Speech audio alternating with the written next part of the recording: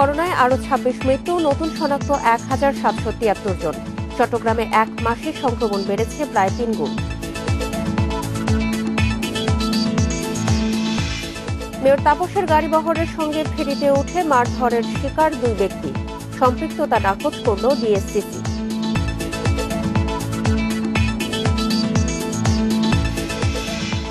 ভোজ্য তেল আমদানি নির্ভরতার কারণেই অস্থির হয়ে ওঠে বাজার। ৫ বছরে দেশে উৎপাদন লক্ষ্য ৪০%।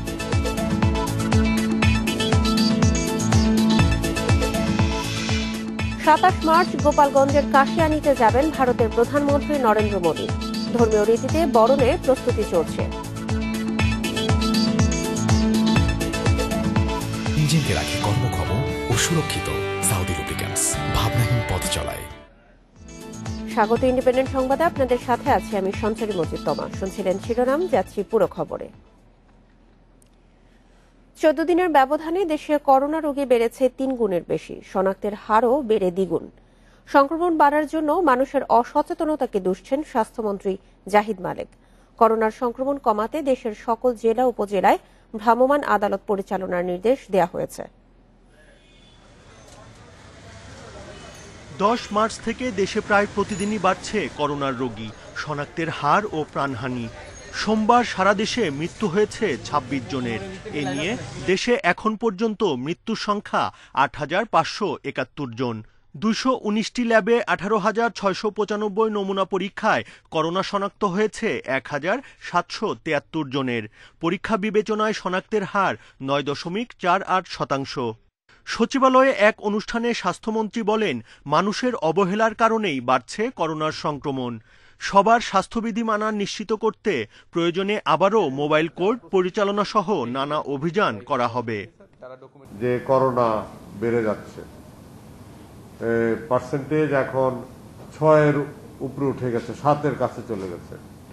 মৃত্যুর হারও বেড়ে গেছে। যারা মাস্ক না পরে তাদেরকে জরিমানা করবে। তারপরে মাস্ক নো সার্ভিসটাকে আরো কঠোরভাবে প্রয়োগ করবে এবং গেস্ট কন্ট্রোল করবে। বিভিন্ন সামাজিক অনুষ্ঠানে গেস্ট লিমিট করে দিবে। দেশে মোট করোনা আক্রান্তের সংখ্যা দাঁড়ালো ৫,৫৯,১৬৮ জন। সুস্থ হয়েছেন আরও ১,৪৩২ জন। এ নিয়ে মোট সুস্থ ৫,১৩,১২৭ জন। Buddhadeb Kundu, Independent News, Dhaka. চট্টগ্রামে টিকা প্রয়োগের পর জনসাধারণের অসচেতনতায় করোনা সংক্রমণ বেড়ে গেছে। গত এক মাসে নমুনা পরীক্ষা বিবেচনায় সংক্রমণ বেড়েছে প্রায় ৩ গুণ। মাস্ক না পরা এবং স্বাস্থ্যবিধি উপেক্ষার কারণে সংক্রমণ বাড়ছে বলে জানিয়েছে স্বাস্থ্য কর্মকর্তারা। এ অবস্থায় প্রশাসন কঠোর না হলে সংক্রমণ ভয়াবহ হওয়ার আশঙ্কা করছেন তারা। চট্টগ্রামে প্রথম করোনা শনাক্ত হয় গত বছরের ৫ এপ্রিল। গত ২৬ ডিসেম্বর সর্বোচ্চ ২০৫ জন শনাক্তের পর এবছরের ২৪ জানুয়ারি তা নেমে আসে ৩৮ জনে। করোনা সংক্রমণের পর এটি সর্বনিম্ন। এরপর গেল ১৬ ফেব্রুয়ারি করোনা শনাক্ত হয় ৫৭ জনের। এক মাসের ব্যবধানে ১৫ মার্চ তা বেড়ে দাঁড়িয়েছে ১৫৩ জনে। গত ৭ ফেব্রুয়ারি টিকা প্রয়োগ শুরুর পর থেকে স্বাস্থ্যবিধি মানতে অনীহা দেখা গেছে নগরবাসীর মধ্যে। এতে আবারও পুরনো রূপে ফিরতে শুরু করেছে করোনা। টিকা মারার পর থেকে যখন একটা সাহস চলে আসছে, তখন আর কি মাস্কটা মনে হচ্ছে পরা না পরা এরকম আর কি। আমরা নিজেরাই তো মাস্ক পরি না, এটা বাদ দিয়ে দিচ্ছে। এমন পরিস্থিতিতে দীর্ঘ বিরতির পর আবারও জনগণকে মাস্ক পরা এবং স্বাস্থ্যবিধি নিশ্চিতে মাঠে নেমেছে প্রশাসন। পাশাপাশি কমিউনিটি সেন্টার, বিপণী বিতান, হোটেল সহ জনসমাগম স্থলের জন্য দেয়া হয়েছে নতুন নির্দেশনা। কয়েকদিন আমরা সচেতন করার জন্য মানুষকে আমরা অভিযান পরিচালনা করব, কিন্তু ভবিষ্যতে যদি দেখা যায় যে মাস্ক পরিধান না করে বা অবহেলা করে, ডেফিনেটলি আমরা ওনাদের বিরুদ্ধে জেল জরিমানার ব্যবস্থা করব। স্বাস্থ্যবিধি উপেক্ষা এবং সামাজিক দূরত্ব অগ্রাহ্যের কারণে করোনা সংক্রমণ বাড়তে শুরু করেছে। এ বিষয়ে প্রশাসন কঠোর না হলে পরিস্থিতি ভয়াবহ হতে পারে বলে আশঙ্কা করছেন স্বাস্থ্য কর্মকর্তারা। যারা মাস্ক পরবে না তাদেরকে বোঝানো হবে এবং ক্ষেত্র বিশেষে আমরা এটির ব্যাপারে জরিমানা এবং সংশ্লিষ্ট যে আইন আছে সেটির ব্যবস্থা আমরা করার জন্য বলেছি। চট্টগ্রামে সোমবার পর্যন্ত ৩৬,৪০৩ জনের করোনা শনাক্ত হয়েছে। এদের মধ্যে মারা গেছেন ৩৮১ জন। Ahsan Riton, Independent News, Chattogram. Mayor তাপসের বহরের সঙ্গে ব্যক্তিগত গাড়ি নিয়ে ফেরিতে ওঠায় 2 যাত্রীকে বেধড়ক মারধরের অভিযোগ উঠেছে। এই 2 জনের অভিযোগ, মেয়রের প্রোটোকলে থাকা সদস্যরা তাদের মারধর করেছে। মাদারীপুরের বাংলাবাজার ফেরিঘাটে এই ঘটনা ঘটে। তবে ডিএসসিসির অস্বীকার, মারধরের ঘটনায় মেয়রের লোকজন জড়িত নয়। গত শনিবার সব ওয়ার্ড কাউন্সিলর এবং কর্পোরেশনের কিছু কর্মকর্তাকে নিয়ে গোপালগঞ্জের টুঙ্গিপাড়ায় বঙ্গবন্ধুর সমাধিতে যান ঢাকা দক্ষিণের মেয়র শেখ ফজলে নূর তাপস। মেয়রের বহরে গাড়ি পারাপারের জন্য 2টি ফেরি আগে থেকেই মাদারীপুরের বাংলাবাজার ঘাটে দাঁড়িয়েছিল। এ সময় বহরের সঙ্গে একই ফেরিতে ওঠে রাজীব নামে ঢাকার এক ব্যবসায়ীর গাড়ি। তিনি অভিযোগ করেন, ফেরিতে ওঠার পর বহরে থাকা কয়েকজন রাজীবকে গাড়ি নামিয়ে নিতে বলেন। এ নিয়ে কথা কাটাকাটি হয়। এক পর্যায়ে বহরে মেয়রের প্রোটোকলের সদস্যরা হাতের ওয়্যারলেস দিয়ে বেদম মারধর করেন রাজীব ও তার কর্মচারী রাশেদকে। পরে তারা মাদারীপুরে চিকিৎসা নিয়ে ঢাকায় ফিরে আসেন। ফেরির পুলিশ ছিল, পুলিশরা এসব বাধা দিতেছে, ওনাদেরকে গায়ে হাত দেন না, গায়ে হাত দেন না। ওনারা স্লিপ কাইটা ফেরিতে উঠছে, মাইরেন না। তারপরও যেভাবে পারছে, হরলিক্স ছিল, হরলিক্স দিয়া বাইরেছে। যেটাকে মাইর বলে না, এটা বলে অ্যাটেম্প টু মার্ডার। তারা আমার মাথায় ওয়ারলেস দিয়ে এবং যত শক্তি প্রয়োগ করা যায় ওয়ারলেস দিয়ে মারতে মারতে এক ফেরি দিয়ে আরেক ফেরিতে নিয়ে গেছে। মিনিমাম 100 থেকে 200 হিট করছে আমার মাথায়, এবং আমার মাথার চুল বড়, আপনি দেখতে পারেন চুল বড় থাকার কারণে আমি আসলে বেঁচে গেছি। এ নিয়ে বিভিন্ন সংবাদপত্রে খবরও প্রকাশিত হয়। ঘটনার বিষয়ে ক্যামেরায় কথা বলেননি মেয়র বা তার দপ্তরের কেউ। তবে জনসংযোগ বিভাগ থেকে এক বিবৃতিতে বলা হয়, ওই 2 ব্যক্তি নিজেদের সরকারের গোয়েন্দা সংস্থা, যুবলীগ নেতা, গোপালগঞ্জে বাড়ি, এমন কথা বলছিলেন। এক পর্যায়ে ফেরির লোকজনই বিরক্ত হয়ে মারধর করেছেন। এ বিষয়ে থানায় সাধারণ ডায়েরি বা মামলা করেননি মারধরের শিকার রাজীব ও রাশেদ। Adilur Rahman, Independent News, Dhaka. 1 মাসের ব্যবধানে আবারও সরকারিভাবে বাড়ানো হলো ভোজ্য তেলের দাম। আন্তর্জাতিক বাজারে দাম বাড়ার কারণ দেখে 1 লিটারের বোতলজাত তেলে 4 টাকা এবং 5 লিটারে 30 টাকা বাড়ানোর অনুমতি দিয়েছে বাণিজ্য মন্ত্রণালয়। নতুন দর অনুযায়ী বোতলজাত সয়াবিন 1 লিটার 139 টাকা এবং 5 লিটারের দাম 660 টাকা। দেশে বছরে ভোজ্য তেলের চাহিদা 20 লাখ টন, যার পুরোটাই আমদানি করা হয়। গত বছরের জুলাই থেকে আন্তর্জাতিক বাজারে ভোজ্য তেলের দাম বাড়তি। বর্তমানে প্রতি টন সয়াবিন তেল আমদানিতে খরচ হয় $1275 আর পাম অয়েল $1037। আন্তর্জাতিক বাজারে দাম বাড়ার কারণে গেল 17 ফেব্রুয়ারি দাম বাড়ায় বাণিজ্য মন্ত্রণালয়। সে সময় প্রতি লিটার বোতলজাত সয়াবিন তেলের দাম মিল গেটে 123 টাকা, পরিবেশক পর্যায়ে 127 টাকা এবং খুচরায় 135 টাকা নির্ধারণ করা হয়। 1 মাসের ব্যবধানে আবারও দাম বাড়ানোর সিদ্ধান্ত সরকারের। প্রায় 1 মাসের মাঝখানে আন্তর্জাতিক বাজারেও প্রায় $70 মতো দাম বেড়ে গেছে।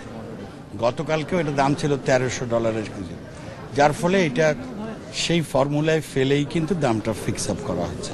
যে মুহূর্তে আমরা দেখব দাম কমতে শুরু করেছে, একইভাবে আমরা দাম কমিয়ে দেব। তবে সোমবার বাজার ঘুরে দাম বাড়ার তাৎক্ষণিক প্রভাব দেখা যায়নি। 1 লিটার 130 থেকে 140 টাকা। তো এখনো নতুন রেট পাই নেই, যে পুরান রেটের মালগুলি আছে ওই রেটে বেচতেছি। এখন যেটা বেচতেছি আপনার এটা নিম্ন রেট আছে হলো 655, 630, এর ভিতরে রেট আছে, ওই রেটের ভিতরে আমরা বেচতেছি। বিক্রেতারা জানান, মঙ্গলবার থেকে বাড়তি দামে তেল বিক্রি শুরু করতে পারেন তারা। Shariful Islam, independent News, Dhaka.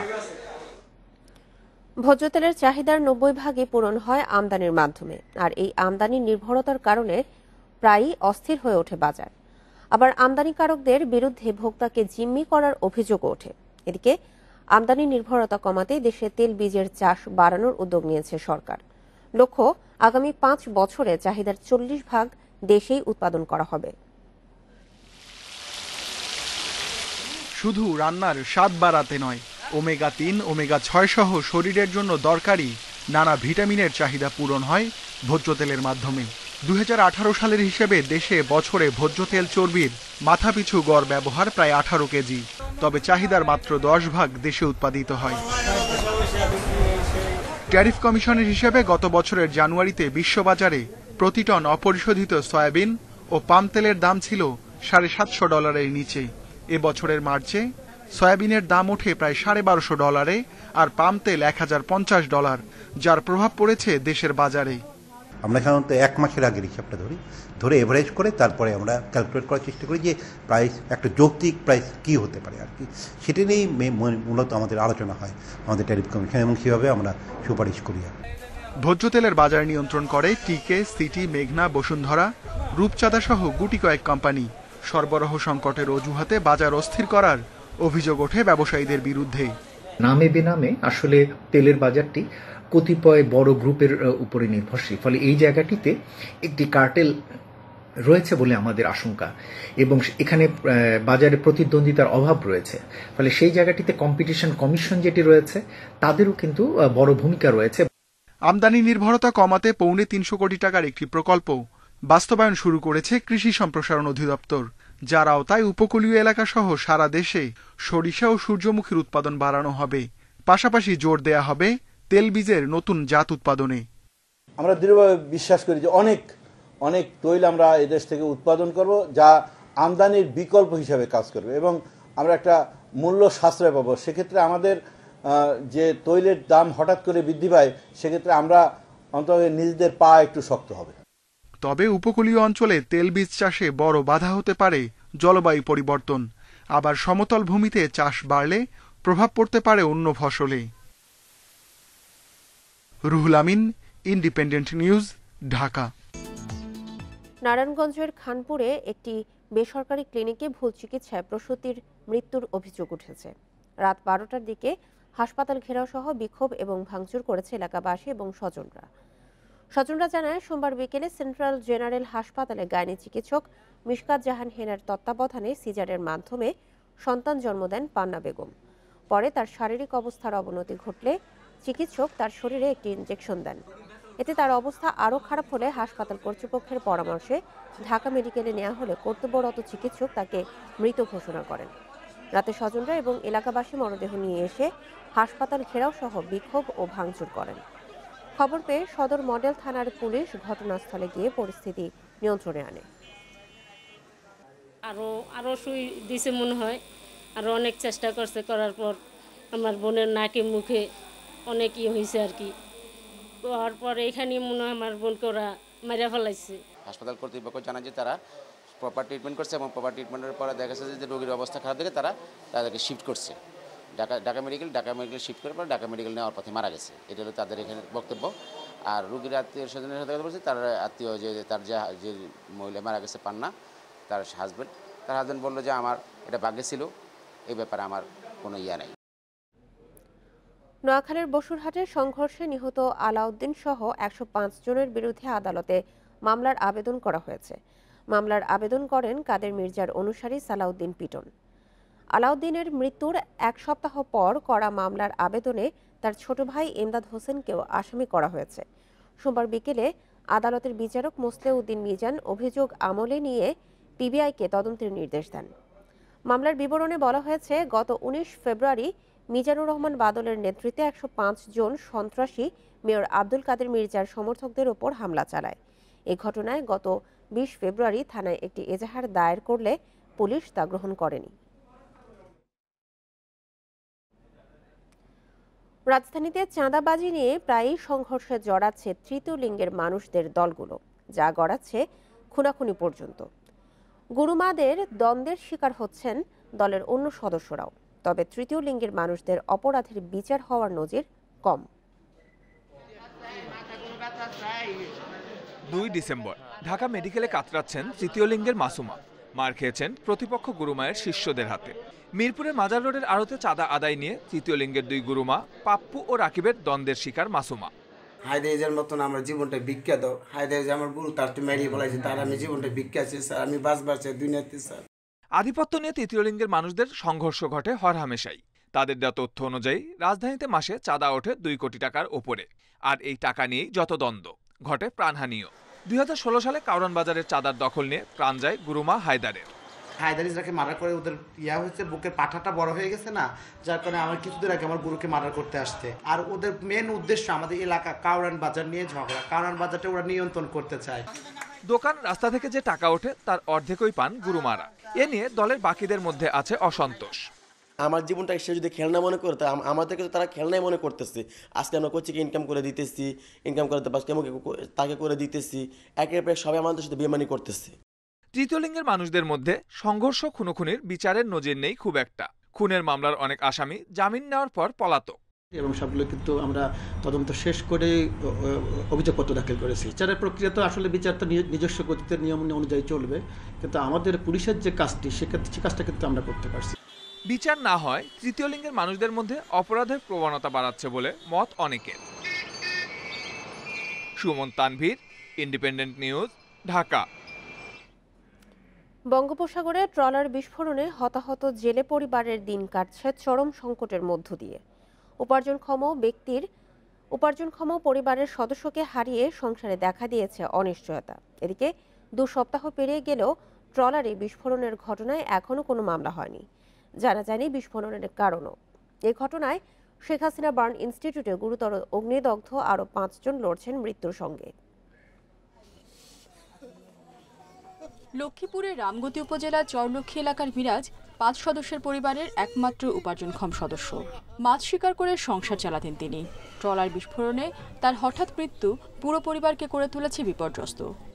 2 lakh 3 lakh market জানা দাদু একই চিত্র নিহত জেলে রিপন, কাশেম, মিলন, বেলাল ও মেহরাজের পরিবারেরও। এরই মধ্যে প্রশাসনের পক্ষ থেকে নিহতের পরিবারকে দেওয়া হয়েছে আর্থিক সহায়তা, তবে তা প্রয়োজনের তুলনায় যথেষ্ট নয়। এসব পরিবারের পাশে দাঁড়াতে সরকারের প্রতি আহ্বান স্থানীয়দের। ইতিমধ্যে মৃত্যুবরণকারী 4 জনের জন্য 20,000 টাকা করে এবং 30 কেজি করে চাল, এবং আহত 7 জনকে 10,000 করে টাকা এবং 30 কেজি করে চাল ইতিমধ্যে বরাদ্দ প্রদান করেছি। তারা সবাই খাস জায়গায় সরকারের ভূমিতে থাকে, তাদের বাড়ির ঘরে এক মুঠ চাল বলতে নাই। এটা স্যার কিছু নেই, বিস্ফোরণের ঘটনায় ট্রলারে গ্যাস সিলিন্ডার ও ইঞ্জিন অক্ষত থাকায় প্রত্যক্ষদর্শী ও ভুক্তভোগীদের সন্দেহ ট্রলার মালিকের সাথে অন্য কারো দ্বন্দ্বের বলি হয়েছেন নিরীহ জেলেরা। কিছু হলো, সবকিছু ভালো আছে, হয়তো নিশ্চয় কেউ আমাদের এটা বুম দিছে। রাস্তার সাহেব শৈল সাহেবের সাথে আরেকটা কোম্পানি শেয়ার ছিল, থাকার পরে ওর কাছ থেকে মানে অল্প টাকা দিয়ে এতে সিনেলে চলে আসে, এই কারণে ওই জিদ্দে সে মনে বোমটা রাখতে পারে। গত 28 ফেব্রুয়ারি বঙ্গোপসাগরে মাছ ধরার একটি ট্রলারে বিস্ফোরণের ঘটনা ঘটে। এতে ট্রলারে থাকা 21 জেলের মধ্যে 12 জন গুরুতর অগ্নিদগ্ধ হন। Independent news desk. বাড়িয়ে নেওয়ার সময়ও শেষ, কিন্তু কিশোরগঞ্জের হাওড়াঞ্চলে ফসল রক্ষা বাঁধ নির্মাণ কাজের এখনও বাকি 25%। ফলে এবারও আগাম বন্যা হলে ফসল হানির দুশ্চিন্তায় কৃষকেরা। তারা এই পরিস্থিতির জন্য দায়ী করছেন কর্তৃপক্ষের গাফিলতিকে। কিশোরগঞ্জের 9 উপজেলায় হাওর রয়েছে 1470 বর্গ কিলোমিটার। হাওর সংলগ্ন বিস্তীর্ণ মাঠ জুড়ে এখন সবুজ ধান গাছ। অল্প কিছুদিন পরই এসব মাঠ ভরে উঠবে সোনালী ধানে। কিন্তু কষ্টে ফলানো ফসল ঘরে তোলা নিয়ে দুশ্চিন্তায় কৃষক, কারণ হাওরের 63 কিলোমিটার এলাকায় ফসল রক্ষা বাঁধের নির্মাণ কাজ শেষ হয়নি। 2 মাসের এ প্রকল্পের নির্ধারিত মেয়াদ শেষ হয় গত 28 ফেব্রুয়ারি। পরে সময় বাড়ানো হয় 15 মার্চ পর্যন্ত, কিন্তু এখনও বাকি 25% কাজ। ফলে আগাম বন্যা হলে ফসল হানির আশঙ্কায় কৃষক। বাঁধ নির্মাণে দেরির জন্য কম জনবল এবং একটি মাত্র এক্সকেভেটর দিয়ে কাজ করা সহ নানা অভিযোগ স্থানীয়দের। এছাড়া বাঁধের পাশের ফসলি জমি থেকে বালু মাটি তুলে নির্মাণ করা বাঁধের স্থায়িত্ব নিয়েও প্রশ্ন তুলেছেন অনেকে। কার্তিক মাস করলে তো কাজটা তুলে ফাঁকা ভুক্ত হয়ে গেলে শক্ত হয়ে গেলে তুলে তো এটা ভাঙলই না। এখন যে করতে কাঁচা থাকতে তো পানি তো ডেক্কা দেয়, তো এটা ভেঙে যেতে পারে। মাটিতে কোনো খবরই নেই, কার্তিক মাসে এক ফোটা মাটি হতে। ওই যে বানরা প্রত্যেক বছর দেয়, আর এটা টেহাদা বানলো আচ্ছা ডাবল। বাঁধের কাজ শেষ করতে আরও সময় দরকার বলে জানান সংশ্লিষ্টরা। আমরা 1 মাসের উপরে শুরু করছি কাজ, আরও 10-15 দিন আলা দিলে লাগবে কাজটা। হাওরের পানি নামতে দেরি সহ নানা কারণে বাঁধের কাজ শুরুতে বিলম্ব হওয়ায় এ অবস্থা বলে জানান পানি উন্নয়ন বোর্ডের এই কর্মকর্তা। যদি এটা আমরা আরও 20-25 দিন সময় আগে পেতাম তাহলে আমরা কাজটা আরও 20 দিন আগে শুরু করতে পারতাম, কিন্তু আমরা পারি নাই, এই জন্যই পানিটা পরে নামছে। কিশোরগঞ্জের হাওড়াঞ্চলে ফসল রক্ষা বাঁধ নির্মাণ করছে পানি উন্নয়ন বোর্ড। এতে ব্যয় ধরা হয়েছে 9,61,00,000 টাকা। Independent news desk. সুস্থ হয়ে বাড়ি ফিরেছে জোড়ামাথার শিশু রাবেয়া রোকেয়া। সোমবার বিকেলে পাবনার চাটমোহরে তাদের ফুলেল শুভেচ্ছায় বরণ করে নেয় স্বজন প্রতিবেশীরা। স্বাভাবিক জীবনে ফেরা দুই শিশুর পরিবারের পাশে থাকার আশ্বাস দিয়েছে স্থানীয় প্রশাসন। শিক্ষক দম্পতি রফিকুল ইসলাম ও তাসলিমা খাতুনের ঘরে 2016 সালের 16 জুন জন্ম নেয় জোড়া মাথার দুই শিশু রাবেয়া রোকেয়া। গণমাধ্যমে সংবাদ প্রকাশের পর চিকিৎসার নির্দেশ দেন প্রধানমন্ত্রী শেখ হাসিনা। এরপর 2017 সালে দেশি বিদেশি চিকিৎসকদের তত্ত্বাবধানে চলে চিকিৎসা। প্রায় 3.5 বছর চিকিৎসা শেষে সোমবার সুস্থ হয়ে ফিরেছে দুই শিশু। তাদের ফুলেল শুভেচ্ছায় বরণ করে নেয় স্বজন ও প্রতিবেশীরা। আমাদের দেশে যে এই ধরনের একটি অপারেশন এবং তা সাকসেস হয় এবং তারা দুইজনই জীবিত থেকে যে আমাদের মাঝে ফিরে আসতেছে, এটা আমাদের অনেক গর্বের বিষয়। খুবই খুশি, খুবই আন্তরিক। তার কারণ মানে সবারই একটা টেনশন ছিল যে এই দুইটা জোড়া মাথা শিশু আসলে আদৌ পৃথক হতে পারবে কি পারবে না। রাবেয়া রোকেয়া স্বাভাবিক জীবনে ফেরায় প্রধানমন্ত্রীর প্রতি কৃতজ্ঞতা জানান তাদের বাবা মা।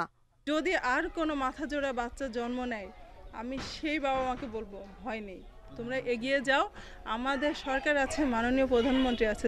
এখন আমার নামের একটা হয়ে গেছে রাবেয়া রোকেয়ার বাবা, এটাই হলো আমার এখন একটা গর্বের বিষয়। যমজ এই দুই শিশুকে আগামীতেও সহযোগিতার আশ্বাস দেন উপজেলা নির্বাহী কর্মকর্তা। তার বাবা মা এখানে শিক্ষা ডিপার্টমেন্টে আছে, প্রাথমিক শিক্ষার সাথে আছেন, তো তাদেরকে যতটা সম্ভব সহযোগিতা দেওয়া সম্ভব আমরা সেটি দিব এবং আমরা এই পরিবারটির পাশে আছি। জোড়ামাথার দুই শিশুর সফল অস্ত্রোপচার বাংলাদেশে এটাই প্রথম, যা চিকিৎসা বিজ্ঞানে মাইল ফলক। Independent news desk. করোনায় বিশ্বে একদিনে 6,500 মৃত্যু হয়েছে। আগের দিন এই সংখ্যা ছিল 6,000-এর নিচে। এ নিয়ে বিশ্বের প্রাণহানি ছাড়ালো 26,71,000। নতুন 3 লাখ রোগী নিয়ে মোট আক্রান্ত 12,07,00,000-এর বেশি। 24 ঘন্টায় সবচেয়ে বেশি মৃত্যু হয়েছে ব্রাজিলে, প্রাণ গেছে প্রায় 1300 মানুষের।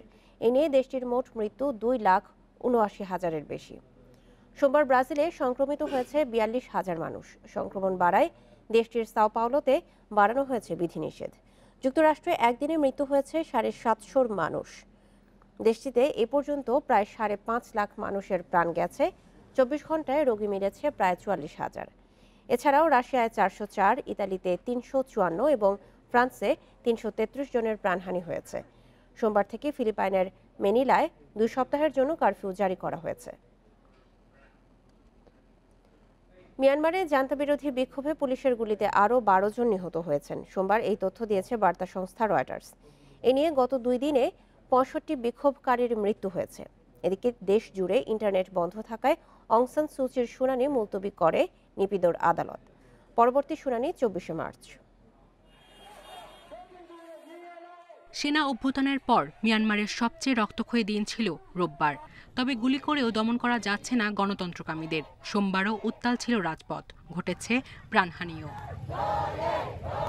চীনের গণমাধ্যম গ্লোবাল টাইমস জানিয়েছে রোববার মিয়ানমারে 32টি চীনা কারখানায় হামলা ভাঙচুর চালায় দুর্বৃত্তরা। ক্ষতি হয়েছে $37 মিলিয়ন। আহত হন চীনের 2 নাগরিক। এই ঘটনায় মিয়ানমারে চীনা নাগরিক সম্পত্তির সুরক্ষার নিশ্চিতের আহ্বান জানিয়েছে বেইজিং। সেখানে নিরাপত্তা জোরদারে আরও পুলিশ ও ফায়ার ফাইটার পাঠিয়েছে মিয়ানমার। সহিংসতা বন্ধ, তদন্ত ও জড়িতদের শাস্তির দাবি জানাচ্ছি। এদিকে নিরাপত্তা বাহিনীর দমন পীড়ন সামাজিক যোগাযোগ মাধ্যমে যাতে ছড়িয়ে না পড়ে সেজন্য ইন্টারনেট বন্ধ করে দিয়েছে জান্তা সরকার। এতে সূচির শুনানিও মুলতবি করতে হয় আদালতকে। ভিডিও কনফারেন্সে সূচিকে যুক্ত করা সম্ভব নয়, কারণ দেশ জুড়ে ইন্টারনেট সেবা বন্ধ। সে কারণে শুনানি হচ্ছে না। পর্যবেক্ষক সংস্থার মতে জান্তা সরকার বিরোধী আন্দোলনে এ পর্যন্ত 140 জনের মৃত্যু হয়েছে। সায়রা খান, ইন্ডিপেন্ডেন্ট নিউজ। আয়ারল্যান্ড উলভসের বিপক্ষে বাংলাদেশ ইমার্জিং দলের একমাত্র টি-20 আজ মিরপুর শেরেবাংলা স্টেডিয়ামে খেলা শুরু বেলা 12:30টায়। দেশে ফিরে কোয়ারেন্টাইন ঝক্কি এড়াতে একটি টি-20 না খেলেই ঢাকা ছাড়বে আয়ারল্যান্ড উলভস। সফরে এখনও জয়হীন দলটি ভালো স্মৃতি নিয়ে শেষ করতে চায়। অন্যদিকে টেস্টের দাপট দেখানোর পর ওয়ানডে সিরিজ 4-0 ব্যবধানে জিতে চাঙ্গা স্বাগতিকেরা।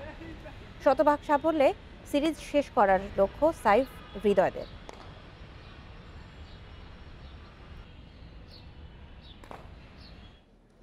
ডানেডিনে যাওয়ার আগে আজ নিজেদের মধ্যে প্রস্তুতি ম্যাচ খেলছে বাংলাদেশ দল। তামিম ও শান্ত একাদশে ভাগ হয়ে প্রস্তুতি সারবেন ক্রিকেটাররা। হাঁটুর চোটে মোসাদ্দেক সৈকত খেলবেন না এই ম্যাচে। ক্রিকেটারদের ফিটনেসে সন্তুষ্ট দলের স্ট্রেংথ অ্যান্ড কন্ডিশনিং কোচ নিক লি। কুইন্সটাউনে দলগত অনুশীলন শেষ। রোমাঞ্চকর একদিন বিশ্রামের আগে পরে দুদিন করে অনুশীলন। সেই পালা শেষে এবার নিজেরা দুভাগ হয়ে খেলবে প্রস্তুতি ম্যাচ। মঙ্গলবার সেই ম্যাচে হাঁটুর ইনজুরিতে পড়া মোসাদ্দেক ছাড়া স্কোয়াডের বাকি 19 জনের সঙ্গে আছে নিউজিল্যান্ডের 5 ক্রিকেটার। নিউজিল্যান্ডের বিপক্ষে 2 ফরম্যাট মিলিয়ে মাত্র 6 ম্যাচ, 3 ওডিআই আর 3 টি-20 সিরিজটা দাঁড়িয়েছে প্রায় 1.5 মাসে। লম্বা সফরে ধকল সামলানোর চ্যালেঞ্জ ক্রিকেটারদের। ফিটনেসে আরও উন্নতির আশা কন্ডিশনিং কোচের। এই দলটা অনেক পরিশ্রমী। এখানে যারা আছেন সবাই পেশাদার। আমি কয়েকজনের নাম বলতে পারি যারা খুবই পরিশ্রমী, বিশেষ করে মুশফিক, যে তরুণদের জন্য রোল মডেল। সবাই বুঝতে শুরু করেছে ফিজিক্যাল ফিটনেসে উন্নতির বিকল্প নেই। শুরুর দিনগুলো চ্যালেঞ্জিং ছিল। 14 দিনে কোয়ারেন্টিনে থেকে মানসিক শক্তি ধরে রাখা ছিল কঠিন, কিন্তু বাস্তবতার সঙ্গে ধীরে ধীরে মানিয়ে নিয়েছেন ক্রিকেটাররা। সেই কাজটা আরও সহজ করেছেন নিকোলাস লি। সবার মাঝে ছড়িয়ে দিয়েছেন উপভোগের মন্ত্র। ভ্রমণ ক্লান্তি আর বাংলাদেশের সাথে সময়ের পার্থক্যের কারণে শুরুতে অনেকের অভ্যস্ত হতে সময় লেগেছে, কিন্তু 7 দিন পর যখন ওরা রুমের বাইরে আসতে পেরেছে কিংবা যখন ট্রেনিংয়ে নামার সুযোগ মিলেছে তখন সবকিছু স্বাভাবিক হয়েছে। ম্যাচের আগে তারা যথেষ্ট সময় পাবে নিজেদের আরও প্রস্তুত করতে। কুইন্সটাউনে প্রস্তুতি ম্যাচ শেষে ডানেডিনে যাবে টিম বাংলাদেশ। 20 মার্চ সেখানেই শুরু হবে one day series. Saiful Majumdar, independent news. লা লিগায় লিওনেল মেসির জোড়া গোলে বড় জয় পেয়েছে বার্সেলোনা। ঘরের মাঠে হুয়েস্কাকে 4-1 গোলে উড়িয়ে দিয়েছে কাতালানরা। ম্যাচের শুরুতে মেসির দুর্দান্ত গোলে এগিয়ে যায় বার্সা। বিরতির আগে লিগ দ্বিগুণ করেন গ্রিজমান। তবে প্রথমার্ধের যোগ করার সময় হুয়েস্কাকে পেনাল্টি উপহার দেন গোলকিপার টের স্টেগেন। রাফা মিরের সফল স্পট কিকে 1 গোল হুয়েস্কার। তবে হার এড়াতে পারেনি সফরকারীরা।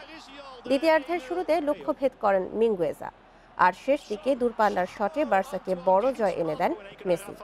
দারুণ জয়ে টেবিলের 2-এ উঠে এসেছে কাতালান জায়ান্ট। অন্যদিকে ইংলিশ প্রিমিয়ার লিগে 2 ম্যাচ পর জয়ে ফিরেছে লিভারপুল। অ্যাওয়ে ম্যাচে দিয়েগো জোতার একমাত্র গোলে উলভসকে হারিয়েছে অলরেডস।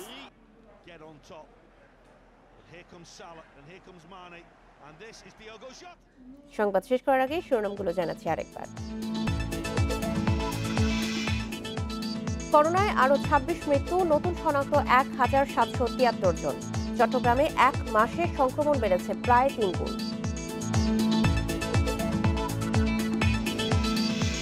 মেয়র তাপসের গায়ততা নাকচ করল ডিএসসিসি।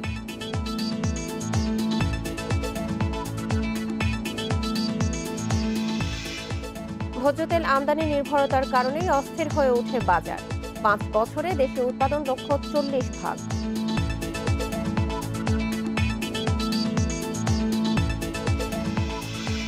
সাতাশ মার্চ গোপালগঞ্জের কাশিয়ানীতে যাবেন ভারতের প্রধানমন্ত্রী নরেন্দ্র মোদী।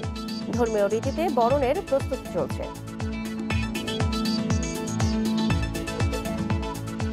স্টিকি থিনার, কাঠ, গাড়ি অথবা বাড়ি, সব রঙে কার্যকরী। আর এই ছিল এখনকার ইন্ডিপেন্ডেন্ট সংবাদে। ইন্ডিপেন্ডেন্ট টেলিভিশনের সব খবর আরও বিস্তারিত জানতে চোখ রাখুন ফেসবুক, ইউটিউব এবং টুইটারে। ধন্যবাদ সবাইকে।